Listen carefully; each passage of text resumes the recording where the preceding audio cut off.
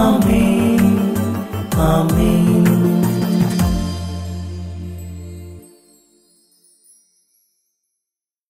യേശുവിൻ്റെ ഏറ്റവും പ്രിയപ്പെട്ട കുഞ്ഞെ, 1 യോഹന്നാൻ 1:9, എന്നാൽ നാം പാപം ഏറ്റുപറയുമെങ്കിൽ ദൈവം വിശ്വസ്തനും നീതിമാനുമാകയാൽ നമ്മുടെ പാപങ്ങൾ ക്ഷമിക്കുകയും സകല തിന്മകളിൽ നിന്നും നമ്മെ ശുദ്ധീകരിക്കുകയും ചെയ്യും. ഇന്ന് നിന്റെ ജീവിതം ആരംഭിക്കുമ്പോൾ ഇന്നലകളിൽ നിന്റെ പാപങ്ങൾ നിനക്കറിയാം, എനിക്കറിയാം. നാം പാപം ഏറ്റുപറഞ്ഞുകൊണ്ടൊരു ജീവിതം ആരംഭിച്ചാൽ, കുറവുകൾ ദൈവസന്നിധിയിൽ നിരത്തി വെച്ചുകൊണ്ട് ആരംഭിച്ചാൽ ദൈവം ഈ ആരംഭത്തെ തൊടും.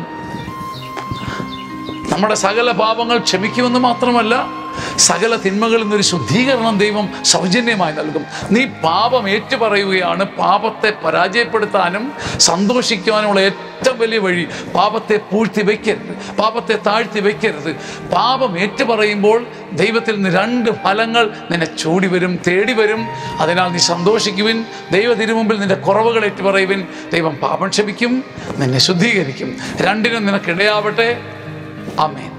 ആമേൻ. ആമേൻ.